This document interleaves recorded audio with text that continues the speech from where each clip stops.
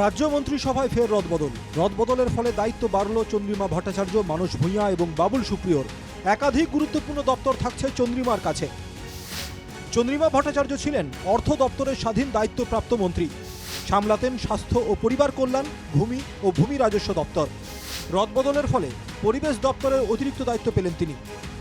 নৈহাটির বিধায়ক পার্থ ভৌমিক ছিলেন রাজ্যের সেচ ও জলপথ পরিবহন মন্ত্রী।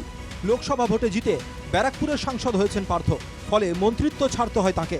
পার্থর ছেড়ে যাওয়া মন্ত্রকের দায়িত্ব পেলেন মানস ভূঁইয়া। পার্থর ইস্তফায় সেচ দপ্তরের দায়িত্ব মুখ্যমন্ত্রী নিজের কাছে রেখেছিলেন। সেচ দপ্তরের দায়িত্বে এলেন মানস ভূঁইয়া। একই সঙ্গে আগের মতোই সামলাবেন জলসম্পদ উন্নয়ন দপ্তরের দায়িত্ব। রাজ্য মন্ত্রিসভার রদবদলের গুরুত্ব বাড়ল বাবুল সুপ্রিয়র। বাবুল সুপ্রিয় ছিলেন তথ্য প্রযুক্তি দপ্তরের মন্ত্রী। সঙ্গে শিল্প পুনর্গঠন দপ্তরের দায়িত্বও পেলেন বাবুল সুপ্রিয়। মন্ত্রিসভার রদবদলে দপ্তর বদল হল গোলাম রাব্বানি। পরিবেশ দপ্তরের দায়িত্ব সামলাতেন গোলাম রাব্বানি। পরিবেশ দপ্তরের বদলে রাব্বানিকে দেওয়া হলো অচিরাচরিত শক্তি দপ্তরের দায়িত্ব। গত সপ্তাহে বন দপ্তরের মহিলা আধিকারিককে হুমকি দিয়ে মন্ত্রিত্ব খুইয়েছেন কারামন্ত্রী অখিল গিরি। কারা দপ্তরের দায়িত্ব কাকে দেওয়া হয় সেদিকেই নজর সকলের ছিল।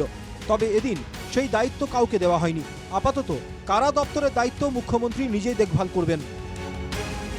দীপঙ্কর মণ্ডলের রিপোর্ট, NKTV বাংলা।